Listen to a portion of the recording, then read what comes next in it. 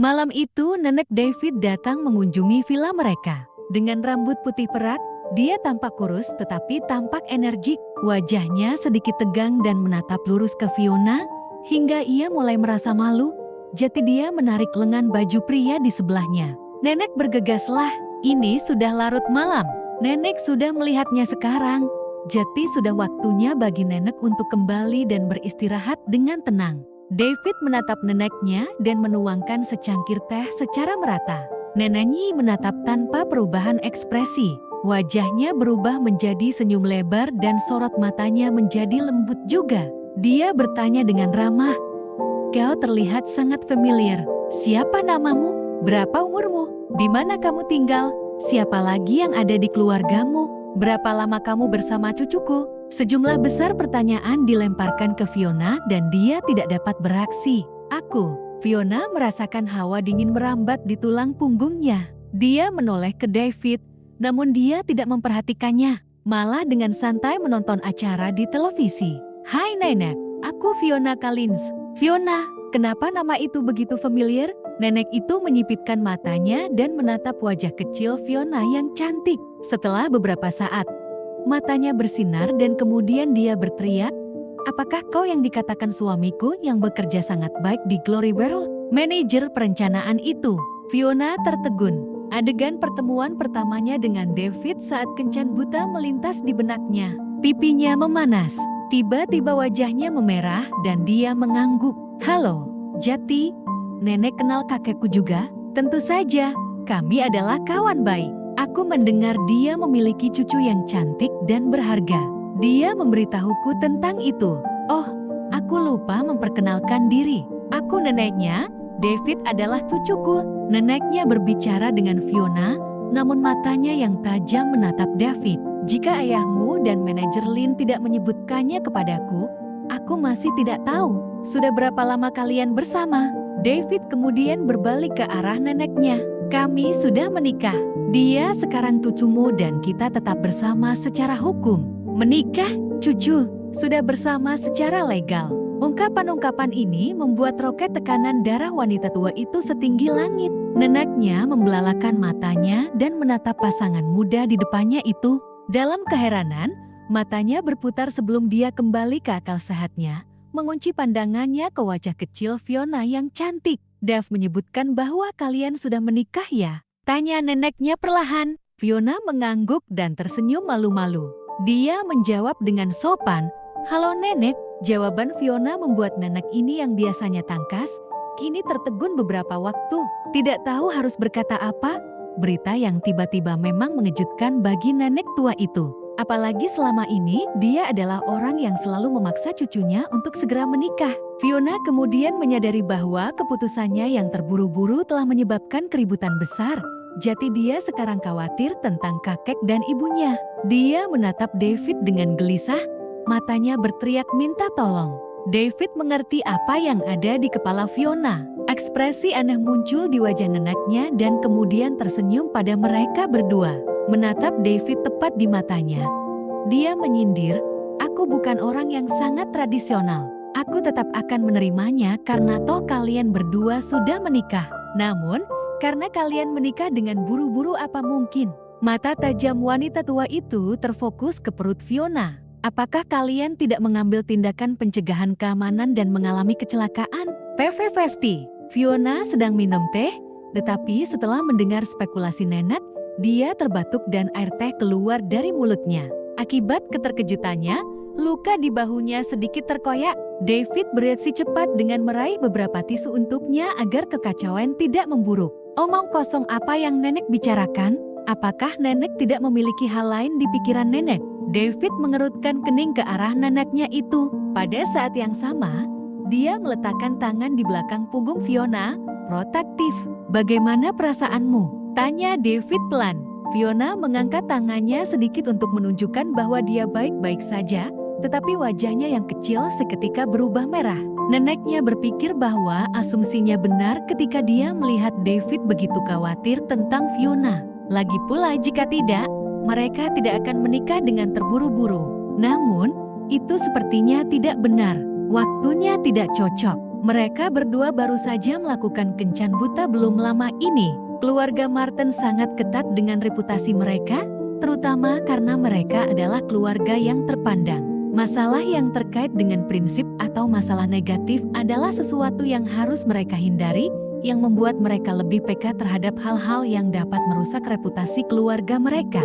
Dilahirkan dalam keadaan keluarga seperti itu dan pernah belajar di sekolah militer, David memiliki kontrol diri yang luar biasa. Dia disiplin, rendah hati, dan bertanggung jawab. David tahu persis apa yang dipikirkan neneknya saat dia menatap mereka. Tidak seperti yang nenek pikirkan. Bukankah kalian selalu ingin aku menikah dan menjalani kehidupan baru? Kalian senang dengan Fiona, dan aku juga. David terdiam dan melirik cincin mengkilap pada jari Fiona, lalu dia melanjutkan, kita sekolah di SMA yang sama. Aku sudah bertemu dengannya bertahun-tahun yang lalu dan menyukainya sejak itu. Seorang senior menikahi juniornya, bukankah itu cukup bagus? Saat dia menyelesaikan kalimatnya, pria itu memandang Fiona yang memerah dengan senyum aneh. David bahkan tidak perlu berlatih berbohong. Namun, itu tampaknya bisa dipercaya. Faktanya, mereka benar-benar belajar di sekolah yang sama dan benar-benar memiliki hubungan antara senior dan junior. Namun, fase sekolah menengah mereka sudah lebih dari 10 tahun yang lalu. Dan mereka tidak kenal satu sama lain saat itu. Terlebih lagi, David memang beberapa tahun lebih tua darinya. Ketika Fiona mendaftar di sekolah, dia sudah lulus. Fiona melirik pria itu yang tampak tenang seperti biasanya dan tidak menunjukkan tanda-tanda gugup. Neneknya menatap Fiona dan tersenyum. Aku mengerti sekarang. Kalian berdua mengenal satu sama lain sebelumnya. Ya, itu bagus, sangat bagus. Senior dan junior sama sekali tidak buruk. Orang tuanya, yang juga orang tuamu sekarang juga dari sekolah yang sama. Cucuku, lebih muda sekarang karena semuanya sudah jelas. Aku cukup dekat dengan kakekmu Darren dan ibumu, mereka sangat ramah. Tidak ada yang salah dengan mengetahui satu sama lain. Kuharap keluarga kita bisa saling mengenal dengan lebih baik. Ini bagus sekali. Neneknya benar-benar puas dengan Fiona. Meskipun dia telah mencari tahu tentang Fiona sebelum dia menyuruh David pergi ke kencan buta waktu itu. Sekarang dia melihatnya secara langsung, dia berpikir bahwa dia tampak sangat mirip dengan ibunya. Bahkan kepribadian mereka serupa. Kemudian melihat jam dan menyadari ternyata sudah larut, lalu berkata, aku tidak bermaksud apa-apa. Aku baru saja mendengar ayahmu menyebut kalian berdua, dan manajer Lin juga meneleponku. Jadi aku penasaran dan datang. Sudah beberapa hari yang lalu aku memutuskan untuk membawa Fiona pulang ke rumah. Ada banyak hal untuk dikerjakan. Bukankah ibuku kembali dalam beberapa hari dari perjalanan inspeksi di luar kota? David berkata dengan santainya. Ibumu menelpon, dia akan kembali besok, sahut neneknya. Baiklah, aku mengerti, aku akan kembali ke rumah lusa. Kita bicara lagi besok jika ada hal lain. Sekarang sudah larut. Putuskan sendiri apakah nenek ingin kembali atau menginap malam ini. Aku pulang. Jangan khawatir, aku tidak akan mengganggu kalian. Kembalilah ke rumah pada pagi hari lusa. Aku akan bilang kepada mereka untuk mempersiapkan segala sesuatu. Oh iya, cucuku, apa yang ingin kau makan? Neneknya tampak senang. Senyumnya sangat hangat dan tidak terasa jauh sama sekali. Fiona tertegun sejenak. Dia kemudian menjawab dengan senyum sopan, aku tidak terlalu pemilih nenek. Seleraku cukup sama dengan David. Dia menyeret David ke dalam percakapan tanpa malu-malu karena dia tidak tahu bagaimana menjawabnya. Selain itu, dia sudah beberapa kali makan bersamanya. Senyum neneknya tumbuh lebih lebar. Dia mengangguk dan kemudian berdiri. Baiklah, kalau begitu aku mengerti. Aku harap aku tidak membuatmu takut malam ini. Tidak apa-apa nenek. Ini salah kami karena tidak meminta izinmu lebih dulu. Aku berharap nenek mau memaafkannya. Neneknya mengangguk, aku mengerti. Aku benar-benar mengerti. Aku pernah muda dan jatuh cinta. Selama kalian saling mencintai, kalian sudah mendapatkan akta nikah, jadi kalian bisa melakukan apapun yang kalian mau. Kami para orang tua cukup terbuka dalam pemikiran dan dapat menerimanya. Dia kemudian memeriksa semua sakunya, tidak dapat menemukan apapun. Dia tersenyum pada Fiona dengan canggung. Maaf cucuku, aku bergegas ke sini dan tidak membawakanmu apa-apa. Neneknya melepaskan gelang dari tangannya, menarik tangan ramping Fiona dan memakaikan gelang itu ke tangannya.